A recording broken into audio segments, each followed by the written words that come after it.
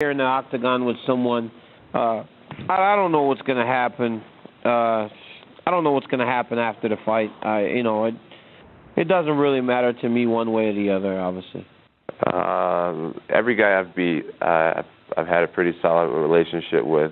I'm cordial, and they're cordial, and I just kind of go on about my married life. Question for Jon. You had some initial reactions to the promotional videos that featured the brawl, and I think at one point you said you were actually offended by it, by the way that the UFC promoted or marketed the fight between you and Daniel. Is that still the case? Do you still feel that way? I'm not offended. Originally, I was offended. It was my first emotion. And the reason why I never tweeted or made a statement about it was because, it's just the UFC. UFC 151 got canceled, and instantly my image got ruined overnight. That taught me a lot. It really did, about the UFC. So them using that to promote fights, it doesn't surprise me. I'm just going to go with it. It's what I said. They're my quotes, and I'll live with it. And Daniel, how do you feel about the way the fight's been marketed thus far? You know what the crazy thing is like when you look at that video, how am I really painted in a bright light for the things that I was saying? So I'm not necessarily I'm not upset about it anyway. They can only use the stuff that we said.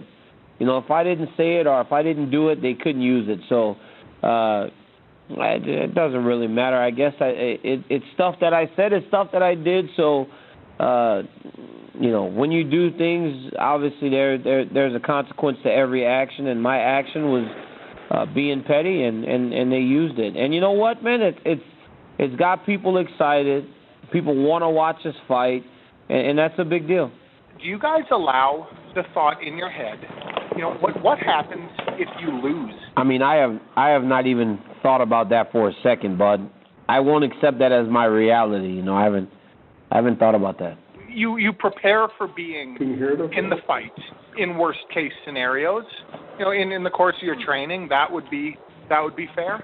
You prepare for adversity, but how do you really prepare yourself to get knocked down or to be stuck in a submission outside of what you do day to day, So I don't think I've really thought about that. I think you have to stay positive in your training when you're preparing for something so big. What about you, Jon? Do you allow that thought to enter your mind? No, absolutely not.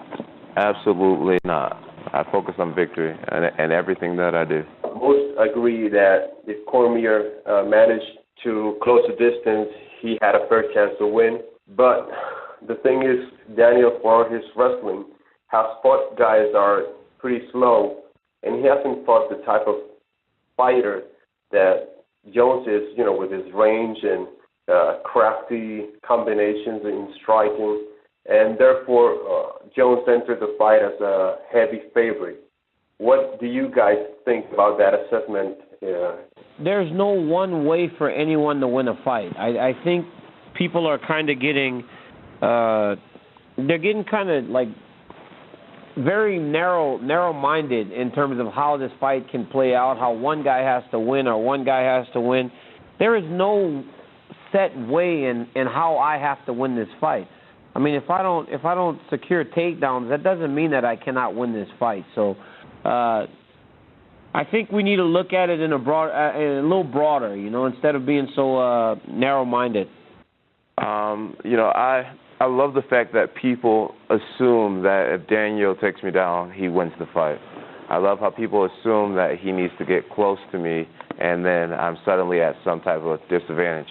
Honestly, man, I'm so secure in my abilities as a fighter, in the clinch, dirty boxing, my jiu-jitsu, my top game, my bottom game, my wrestling. I really I have no insecurities when it comes to my skill set.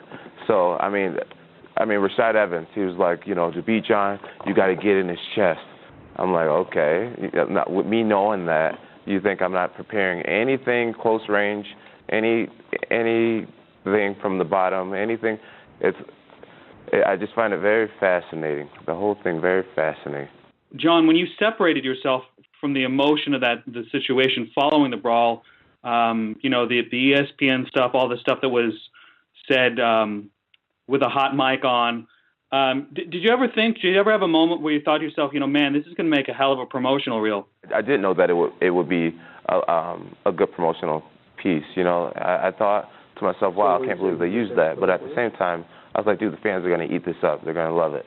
And a part of me kind of was glad that it came out. I, as a professional athlete, as a champion, as a Christian, and also as a person who's not close to being perfect, I always try to be a professional, and that's why I have so many great endorsements, because I do try to carry myself like a person who you would want to endorse. But me, when I'm with my friends and family, I'm a real dude. I am just me.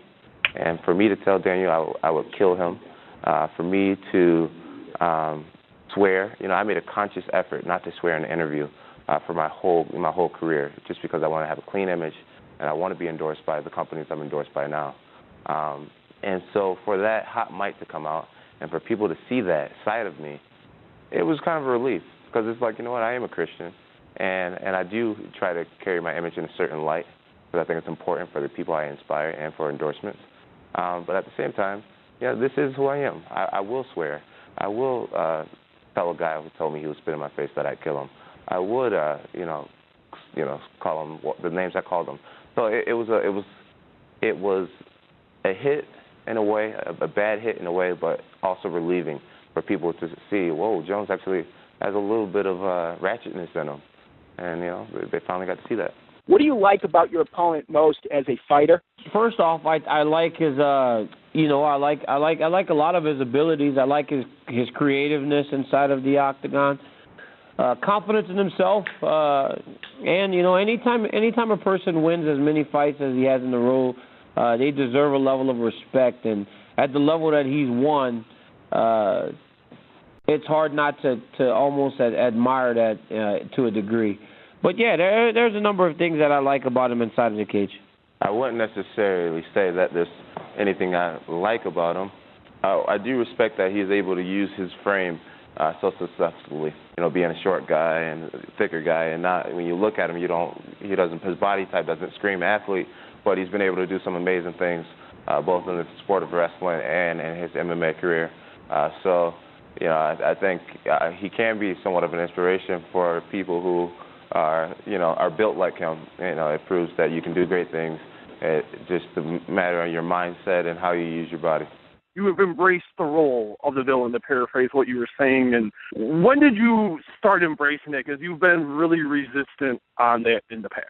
Yeah, I have been pretty resistant. I mean, no one wants to be the bad guy, but at the same time, people tag me to be the bad guy, and I've totally learned to just let go. Let go. When I read my comments on Twitter and Instagram, I realize, man, dude, I really do inspire people and touch people, and people really do appreciate who I am as a martial artist. And then when I look at some of the people who write me negative messages, it's always so dumb. It's like so dumb. It's like, dude, you're fake. I've been hearing that I'm fake for so many years. It's like, okay, who cares if I'm fake? Like, I win fights, and that's what I'm here to do. I'm not here to win you over in my personality. I'm here to fight. That's ultimately my job. I look at the people who hate on me, and it's never anything solid. It's like, dude, you poke people in the eyes in your fight. Okay, that's an accident. Or, hey, you're fake. Or, hey, you're bigger than the other, like, heavyweights. It's just always real stupid stuff. So I've learned to kind of laugh at it, and, I'm just waiting for the person who really hates me that gives me a legit answer or reason, and no one that has ever really given me anything solid outside of calling me fake. I mean, like, what are we in high school? I'm a grown man. I'm like, okay, you're calling me fake? You can't call my work ethic fake and the things I've achieved fake. There's nothing. I just find it funny. I really do find it funny. I've learned to just kind of laugh at it and just go with it. That's the best thing you got on me. It's like, that's not a bad thing at all. It sounds like a girl calling me fake. So that's that. Daniel, what do you make of that, considering, that Jon, embraced that role that the fans do think of him? Some of the fans. Some of the fans. I have a great support base. You know what, man? I think it's great. When you can just kind of go about your life and not worry about what people think and and not make efforts to try and sway opinions. It's a great feeling, man. You know, I don't really know Jon personally. I'm pretty sure he's an unbelievable guy to the people that know him well. But it's like just like with me, you know, I'm not the best human being. I'm not the best guy. You know, we can be okay just being a good guy. And I think whenever you try to portray yourself as the best guy is when people start to go, well, something ain't right. And I'm glad that he's able to live in his skin and not really care about what people think. So, yeah, more to it. I'm pretty sure that now, being that he's gonna be like this, you know, hearing him talk just now, like just in that moment, I don't care. You know, it sounds like a girl and people call me fake. In that moment, if that's him, that's who he's gonna be. Let him be him. I'm pretty sure he'll start making more money. He'll start making more sponsorship, and he'll probably gain a lot of fans. What do you guys each think is going to be the key to the fight? Keys to the fight for me is just to go out there and do what I've always done, to love the sport, to enjoy the moment, to have fun, to realize what a gift it is to be able to be out there in front of all these people. Just to be myself, man, confident, young, fast, athletic, enjoying it, and let everything take care of itself. I've done everything I can to win the fight. I've trained. My cardio is great. My tactics are great. My playbook is rehearsed. And now I'm going to go out there and do what I've always done. If I just go out there and do what I've always done, have fun, play the game that I really do love, I'll be all right. I think it boils down to belief, man. Belief that this can be done. You know, a lot of times people don't believe. You know, people don't believe when they're staring at a hill that may be high or a mountain that seems that it can't be climbed. I think it's belief. Believing in yourself, believing in your skills, believing in your team, believing in everything that you've done to this point, believing that it's all enough, that it all was done to get this job Saturday night, to get it done on Saturday night. You have to believe. And that's something I have